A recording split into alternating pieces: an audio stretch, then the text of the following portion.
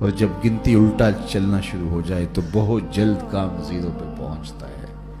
ہماری سانسوں کی گنتی الٹی چل رہی ہے اور ہم یہ سمجھ رہے ہیں کہ بڑے ہو رہے ہیں، صاحب ہم چھوٹے ہو رہے ہیں۔ ایک بزرگ فرماتے تھے مجھے ان الانسان لفی خسر کا ترجمہ سمجھ میں نہیں آتا تھا۔ ایک دن میں سمرقند کے بازار سے گزر رہا تھا، وہاں ایک بندہ پھٹے پہ برف رکھ کے بیچ رہا تھا اور ساتھ آواز دے رہا تھا، ارحموا ارحموا علی من یذوب راس مالہ، او گزرنے والوں میرے پہ ترس کھاؤ، مجھ سے برف لیتے جاؤ، میں ایسا تاجر ہوں جس کا راس المال پگھلتا جا رہا ہے۔ کیونکہ برف ایک ایسا سودا ہے جو گاہک کا انتظار نہیں کرتا۔ آپ کپڑا بیچتے ہیں، آج گاہک نہیں آیا، کل ہو سکتا ہے 2 آنے مہنگا بیچ لیں۔ آج پیٹرول بیچتے ہیں آپ، ہو سکتا ہے کل پڑا 6 روپے اوپر چلا جائے اور آپ کو کروڑوں میں فائدہ ہو جائے۔ لیکن آپ اگر برف بیچتے ہیں، کل مہنگی بھی ہو گئی تو برف ہی نہیں ہوگی، بیچیں گے کیا؟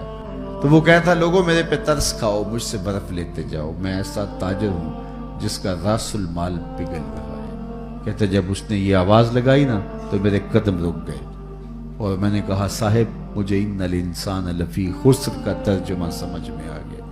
جس طرح تیری برف پگھلتی جا رہی ہے میری زندگی پگھلتی جا رہی ہے، تیری برف قطرہ قطرہ پگھل رہی ہے اور میری زندگی سانس سانس پگھل رہی ہے۔ اور اگر تو اب بروقت برف بیچ لے، اس کے بدلے درہم لے لے، دینار لے لے، پارچہ جات لے لے، کوئی جنس لے لے تو تجھے فائدہ ہے۔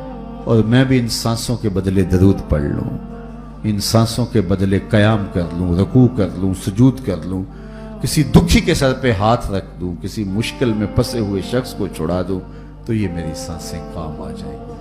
ورنہ یہ سوئے ہوئے بھی میری زندگی ٹوٹ رہی ہے اور میری سانسیں ٹوٹ ٹوٹ کے مجھ کو کاٹ رہی ہیں، یہ ایک آری ہے جو چیر رہی ہے۔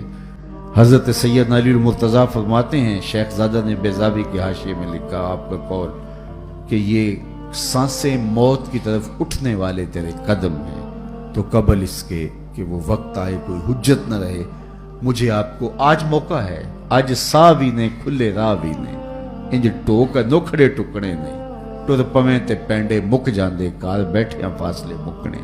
آج موقع ہے۔ وہ ایک فقیر تھا، بازار میں کھڑا رو رہا تھا تو کسی نے گزرتے ہوئے اسے رک کے کہا بابا کسی نے مارا ہے؟ کہا نہیں ایسا تو کچھ نہیں ہوا، لیکن کیوں رو رہے ہو؟ کہا کہ بس گزرتے گزرتے لوگوں کو دنیا میں کھوئے ہوئے دیکھا تو دل میں رحم جاگا، تو میں نے سوچا ان بندوں کی رب کی صلح ہی نہ کروا دوں، تو میں نے اس سے بات کی، آواز آئی لے آ میری چوکھٹ پہ، ایک آنسو پہ سارے گناہ معاف کر دوں گا۔ میں بڑا خوش ہوا اور میں نے ان سے بات کی تو یہ الٹا میرا مذاق اڑانے لگے، جا بابا کام کر، تجھے کیا پتا۔ تو مجھے ان کے رویے پہ افسوس ہے اور رونا اس بات پہ آ رہا ہے کہ وہ تو مان رہا ہے، یہ مانتے ہی نہیں، میں اس وجہ سے رو رہا ہوں۔ چلو ٹھیک ہے، اگلے دن وہی شخص قبرستان کے قریب سے گزر رہا تھا تو دیکھا وہی بابا قبرستان میں کھڑا رو رہا ہے، تو پھر اس نے گاڑی روکی اور قبرستان میں چلا گیا۔ عجیب شخص ہے، بازاروں میں بھی روتا ہے، قبرستانوں میں بھی روتا ہے۔ آج کیا مسئلہ ہوا؟ کہا آج مسئلہ بھی کل والا ہی ہے۔ کیا مطلب؟ کہا کل گزرتے گزرتے ان کو دیکھا اور دنیا میں ایسے کھوئے ہوئے دیکھا کہ رب کو بھولے ہوئے تھے، دل میں ترس جاگا، خیال آیا ان بندوں اور رب کی صلح کروا دوں۔ وہ تو مان گیا لیکن وہی نہیں مانے، مایوس ہو گیا ان سے، تو آج ادھر نکل آیا اور آج خیال ہوا ان قبرستان والوں کی اور رب کی صلح کروا دوں۔ تو دلچسپی سے پوچھا آج کیا بنا؟ کہا آج یہ مان گئے ہیں، وہ نہیں مانتا،